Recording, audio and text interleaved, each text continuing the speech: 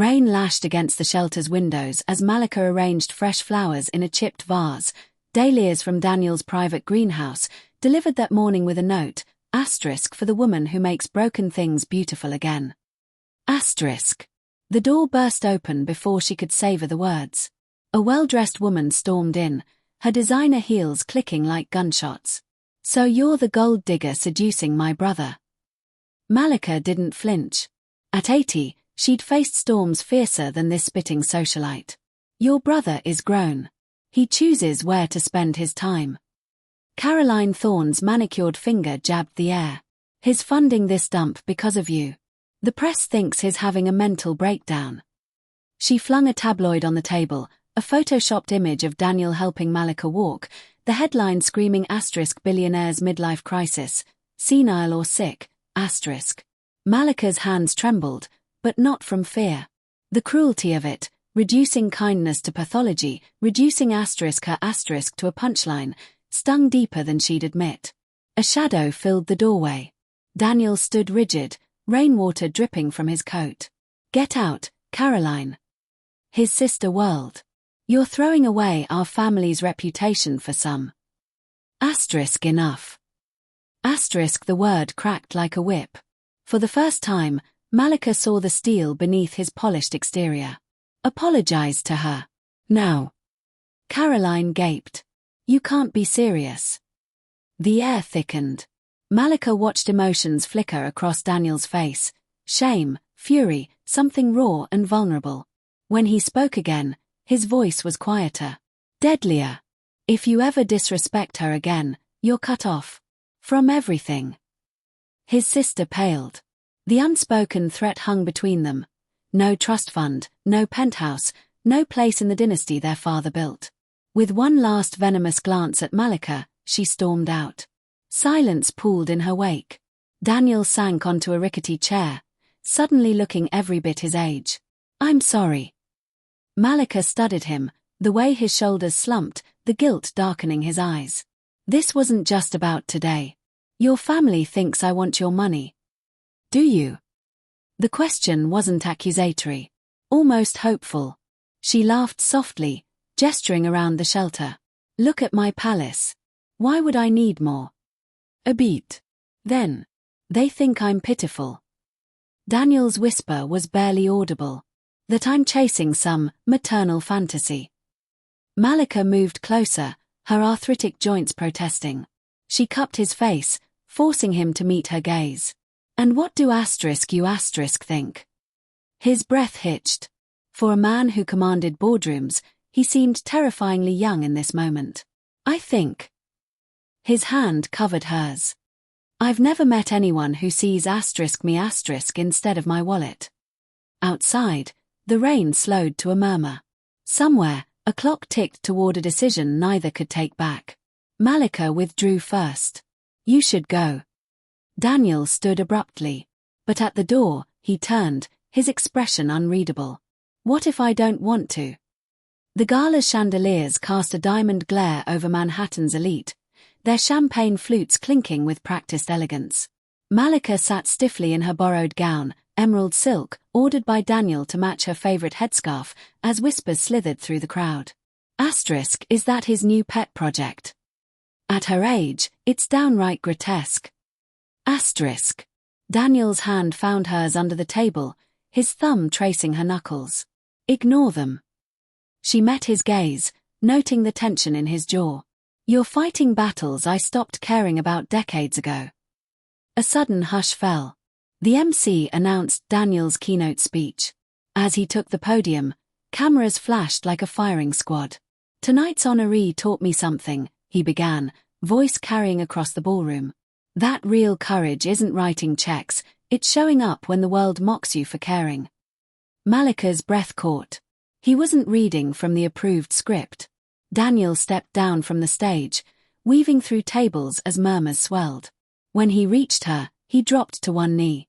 The collective gasp was almost comical. A velvet box opened, revealing a pear-cut diamond. Marry me. Malika's pulse roared in her ears.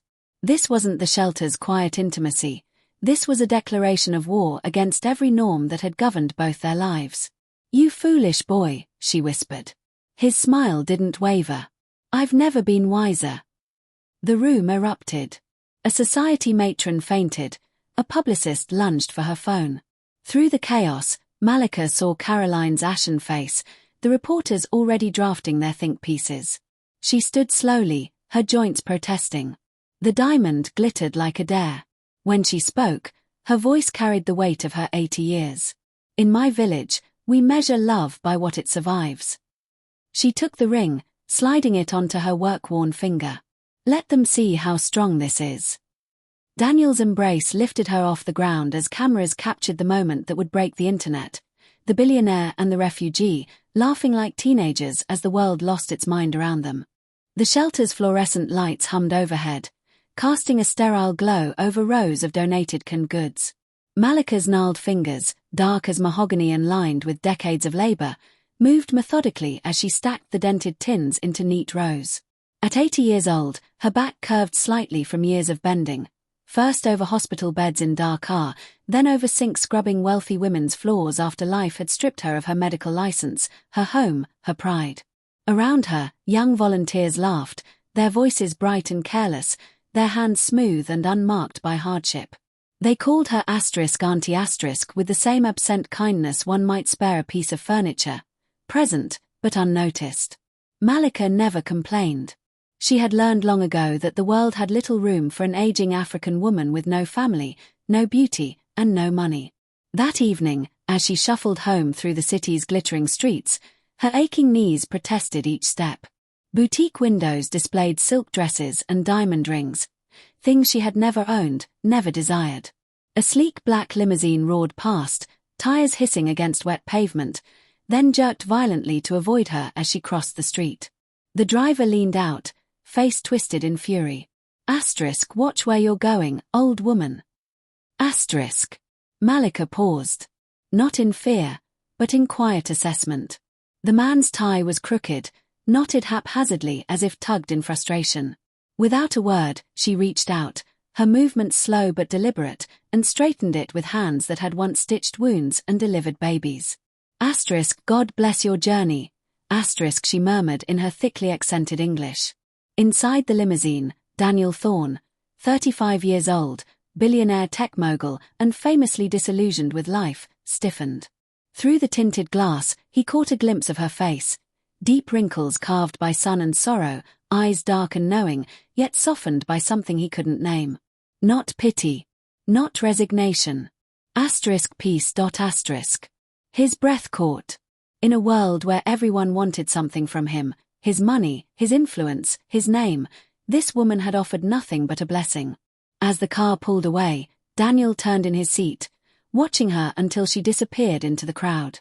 That night, in his penthouse overlooking the city, he stared at the skyline without seeing it. His mind kept returning to her hands, how steady they had been, how sure. And for the first time in years, he felt something unfamiliar. Curiosity. The shelter's battered door creaked open the next afternoon, sending a slice of sunlight across the scuffed linoleum. Malika glanced up from sorting donated blankets, her hands pausing mid-fold as a familiar figure stepped inside, the sharp-jawed man from the limousine, now dressed in a charcoal suit that cost more than the shelter's monthly rent.